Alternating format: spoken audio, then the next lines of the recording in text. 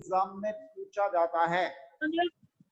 Growing up pains is a very important chapter and many times questions are asked in board examination from this chapter। तो देखिए, life is hard I tell myself, लेखक कहता है कि जीवन कठोर है, जीवन कठिन है। ये बात मैं अपने आप से कहता हूं, ये बात मैं अपने आप से कहता हूं। As I stand before the mirror, जब मैं मिरर के सामने खड़ा होता हूं, दर्पण के सामने खड़ा होता हूं, एंड वॉच एक्ट, और जब मैं मुहासे देखता हूं। आपने देखा होगा युवा अवस्था में चेहरे के ऊपर फुंसियां हो जाती है, मुहासे हो जाते हैं। तो लेखक कहता है कि जब भी मैं अपने आप को दर्पण के सामने खड़ा होकर और अपने चेहरे पर मुहासे देखता हूं, तो मुहासे देखने के साथ ही मैं कहता हूं कि जीवन बड़ा कठिन है। That dreaded scum of disease, मुहासे क्या होते हैं? एक भयानक झाग वाली बीमारी। स्कम ऑफ डिजीज का मतलब होता है झाग वाली बीमारी। Playing havoc with my face, जो मेरे चेहरे को बिगाड़ रहे हैं, जो मेरे चेहरे को खराब कर रहे हैं। I wish I could drive the pimples out with the wave of the hand, जैसे ही मेरे को वो पिंपल दिखाई देता है, वो एक्ने दिखाई देता है, तो मेरा मन करता है कि मैं तुरंत उसको हाथ से दबाकर बाहर निकाल दूं। Then I tell myself that acne is a temporary ravage that makes life a little less comfortable for a teenager। फिर मैं अपने आप से कहता हूं कि ये मुहासे तो एक कुछ समय की, टेम्परेरी का मतलब होता है कुछ समय के लिए आने वाली बीमारी है। जो टीनेजर का जीवन होता है, जो छोटे बच्चों का जीवन होता है, उस छोटे बच्चों के जीवन को क्या बना देती है? किशोरावस्था के जो उम्र होती है, उस उम्र को थोड़ा सा लेस कंफर्टेबल बना देती है, थोड़ी सी कम आरामदायक बना देती है। But it is a sure sign of a child moulting into an adult. लेकिन लेखक ये भी कहता है कि चेहरे के ऊपर मुहासों का होना, चेहरे के ऊपर पिंपल्स का होना युवा अवस्था के आने का एक निश्चित संकेत है, यानी कि उस बच्चे का युवा अवस्था में पदार्पण करने का एक स्पष्ट संकेत है। लाइफ इज टफ, जीवन कठोर है, जीवन कठिन है। I turn away from the mirror when it strikes me like a bolt of lightning. एक झटके के साथ में दर्पण से दूर हो जाता हूं, दर्पण से दूर हो जाता हूं। बिजली सी कड़कती है मेरे मस्तिष्क के अंदर की जीवन कठिन है। My voice has turned rough, मेरी जो आवाज है वो खुरदरी हो गई है। ऑलमोस्ट रैक्स, लगभग ये कहूं तो इसको कर्कश आवाज हो गई है। It greats if I may add, और यदि मैं ये भी कहूं कि ये कर्कश हो गई है, इसने अपनी मेलोडी खो दी है, मेरी आवाज की जो स्वीटनेस है वो गायब हो गई है, तब भी बड़ी बात नहीं होगी। Where has my sweet soft voice gone, आखिर मेरी वो प्यारी सी जो आवाज थी, स्वीट सॉफ्ट वॉइस, वो कहां गई? Have I caught a cool cold, क्या मेरे को सर्दी लग गई है? क्या कहीं मैं सर्दी का शिकार हो गया हूं?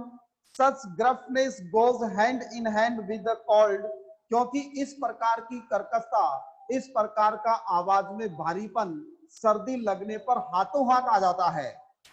Such ग्रफनेस goes hand in hand with the cold, but the common cold and I have nothing to do with each other।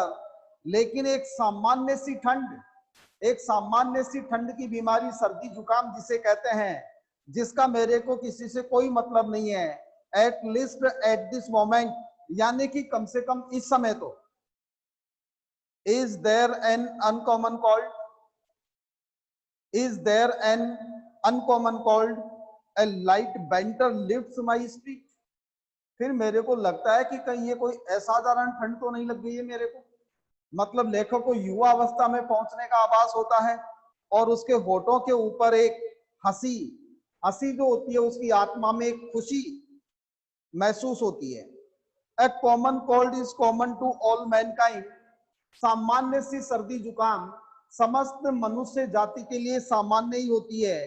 But every time I catch a cold, लेकिन हर बार जब कभी भी मुझे सर्दी लगती है, it becomes an uncommon one for Appa and अम्मा।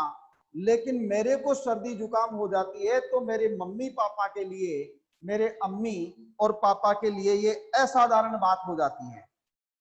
They think I have come down with the dangerous cold. मेरे मम्मी और पापा को लगता है जैसे कि मानो मेरे को कोई भयानक ठंड लग गई हो, जैसे कोई खतरनाक ठंड लग गई हो। वन दैट कुड किल, ऐसी ठंड या ऐसी सर्दी जुकाम जो किसी की हत्या भी कर सकती है, यानी कि जो किसी को मार भी सकती है, प्राण हर लेने वाली। ऐसा लगता है जैसे कि कोई प्राण हर लेने वाली ठंड मेरे को लग गई हो, लेकिन मेरे को वो ठंड वैसी लगी नहीं होती है, मेरे मम्मी पापा को लगता है। They force me into bed, वे मेरे को बिस्तर में सुला देते हैं। Send for the doctor, doctor को बुला लेते हैं। वो pumps all sorts of medicine into my system, जो कितनी ही अलग अलग प्रकार की दवाइयां क्या करता है, मेरे सिस्टम में उड़ेल देता है, मेरे शरीर के अंदर डाल देता है, मेरे सिस्टम में उड़ेल देता है, मेरे शरीर के अंदर डाल देता है। देखिए स्टूडेंट्स, ये युवा अवस्था की जो पीड़ाएं हैं, उन युवा अवस्था की पीड़ाओं की बात करता है लेखक। किसकी बात करता है? युवा अवस्था की जो पीड़ा होती है उसकी बात करता है। और क्या कहता है?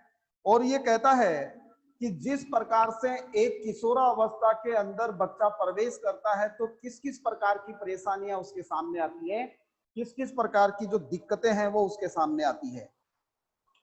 When I teach them for being overprotective, जब मैं अपने मम्मी पापा को चिढ़ाता हूं ओवर प्रोटेक्टिव होने के लिए, जब मैं अपनी मम्मी पापा को ओवर प्रोटेक्टिव होने के लिए चिढ़ाता हूं, दे ग्रंट, तो वो मेरे ऊपर गुर्राते हैं।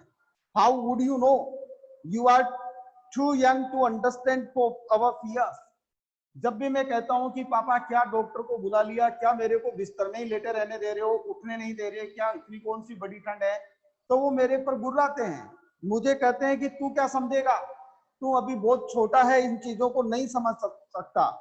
Our only child, the apple of our eyes, तेरे को पता है तू हमारा इकलौता बेटा है, या एप्पल ऑफ आईज का मतलब होता है आंखों का तारा। तू हमारा इकलौता बेटा है, आंखों का तारा है। As if they understand my fear, मेरे पेरेंट्स बात तो इस प्रकार से करते हैं कि तू हमारे डर को क्या समझेगा, तू हमारी आंखों का तारा है, कल को कुछ हो गया तो क्या हो गया। मतलब मेरे मम्मी पापा उनके डर को समझने की कामना या उनकी समझने की आकांक्षा मेरे से वैसे ही रखते हैं जैसे कि मानो कभी उन्होंने मेरे डर को समझा हो। I too have my fear, मेरा भी अपना डर होता है। It was not there till the other day, कल तक मेरा डर नहीं था। यानी कि जब तक मैं काफी छोटा बच्चा था, जब तक मैं बचपन में था, जब तक मेरे मुहासे नहीं हुए थे, पिंपल्स नहीं हुए थे चेहरे पर, जब तक कि मैंने किशोरावस्था में कदम नहीं रखा था, तब तक मेरे जीवन में मुझे किसी प्रकार का डर नहीं था। But suddenly out of nowhere it has appeared, लेकिन मेरा डर अब कहीं ना कहीं से आ गया है।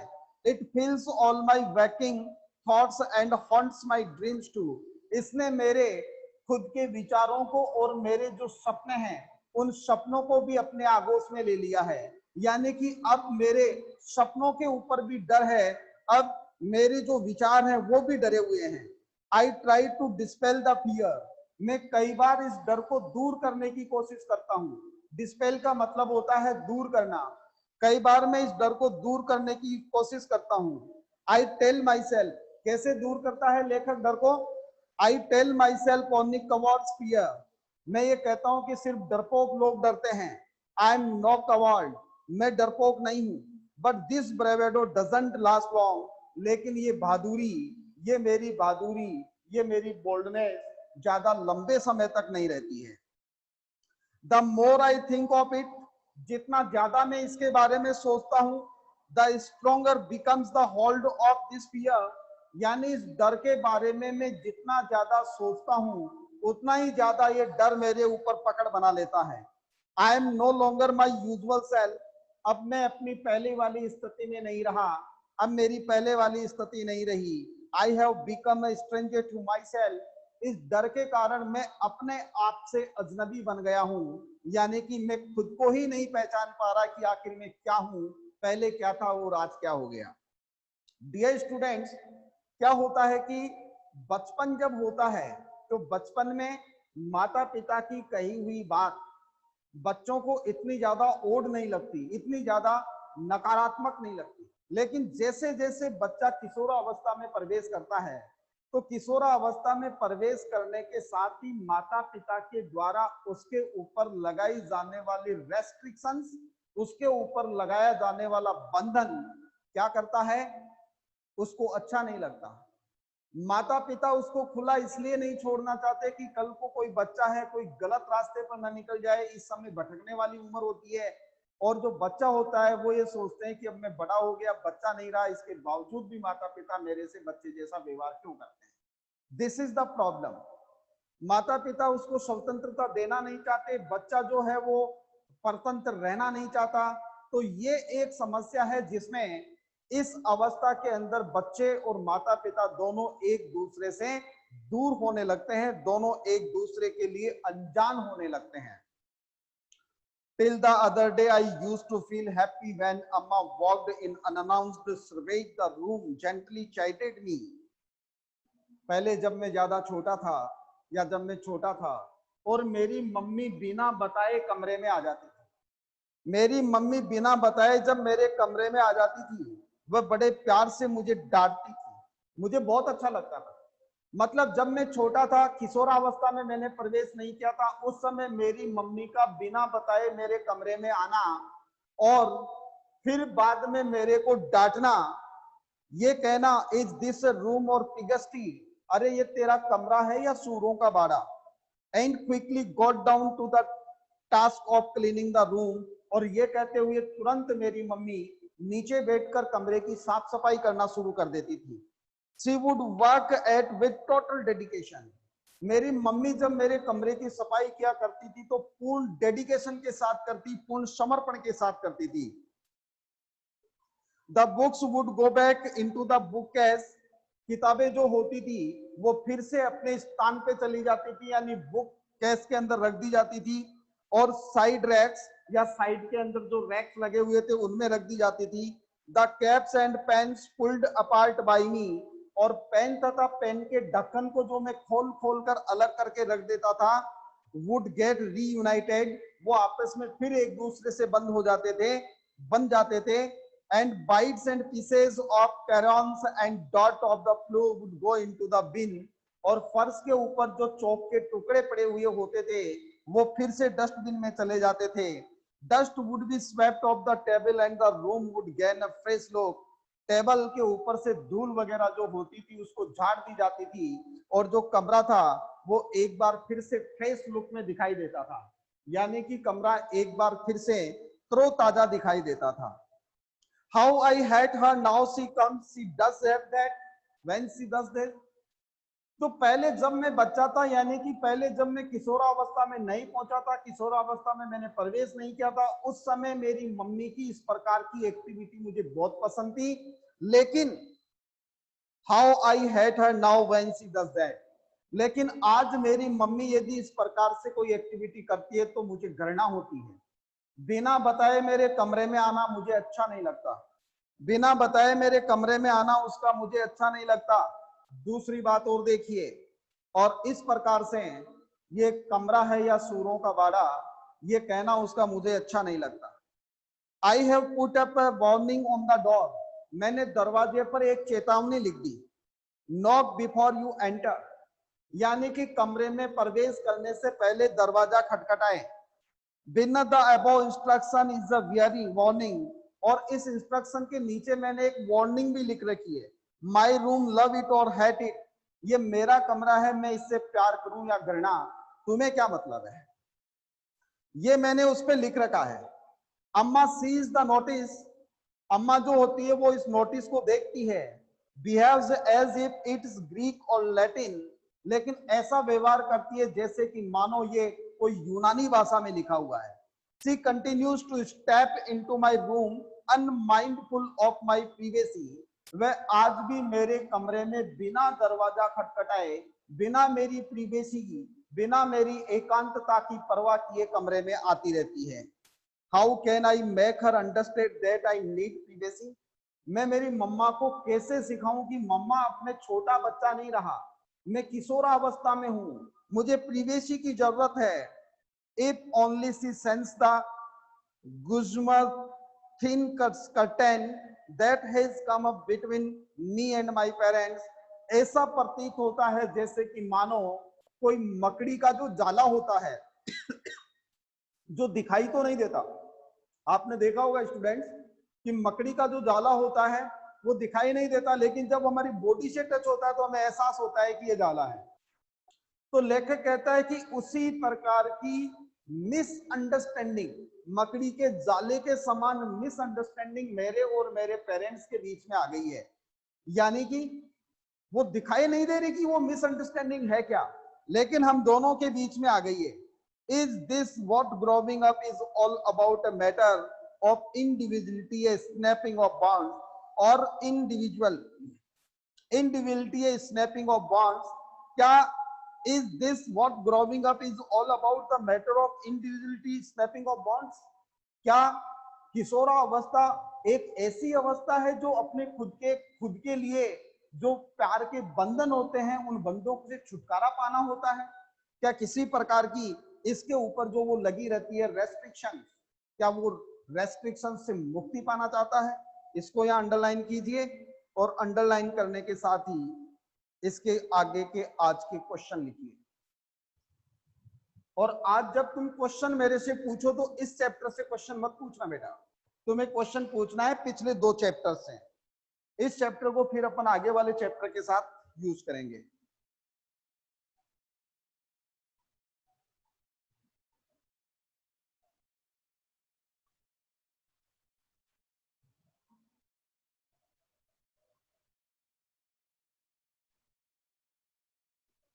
फर्स्ट क्वेश्चन देखिए,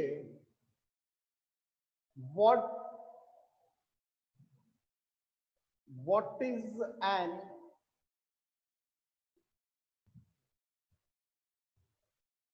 act, और इसको अपन अथवा में भी लिख सकते हैं, दोनों का आंसर एक ही होगा। what does the writer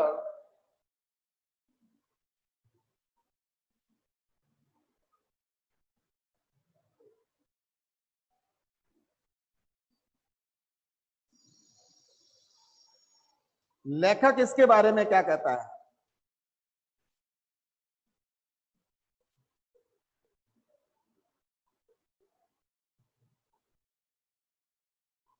What is the shore shine? Question number 2 देखिए, what is the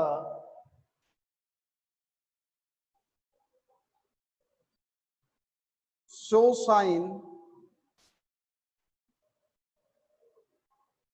of a child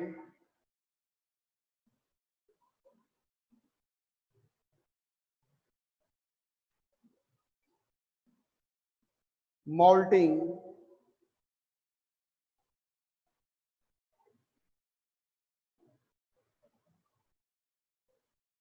into an adult?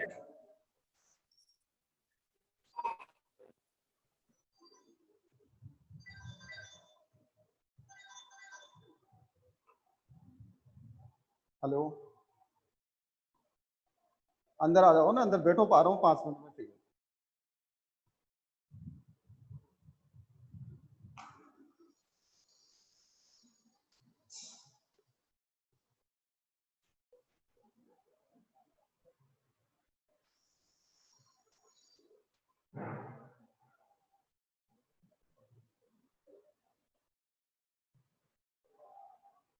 What happens to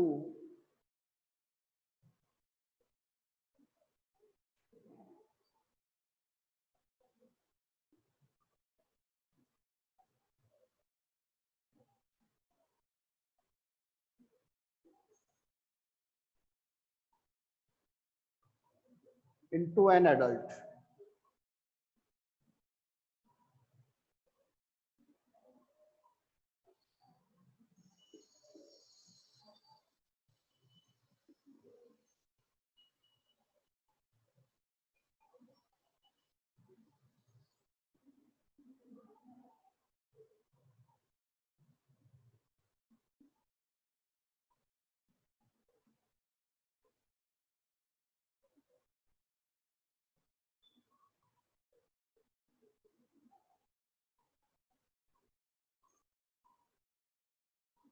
बिठाओ उनको, बिठाओ, आ रहा हूँ 5 मिनट, यहाँ बिठा दो बाहर।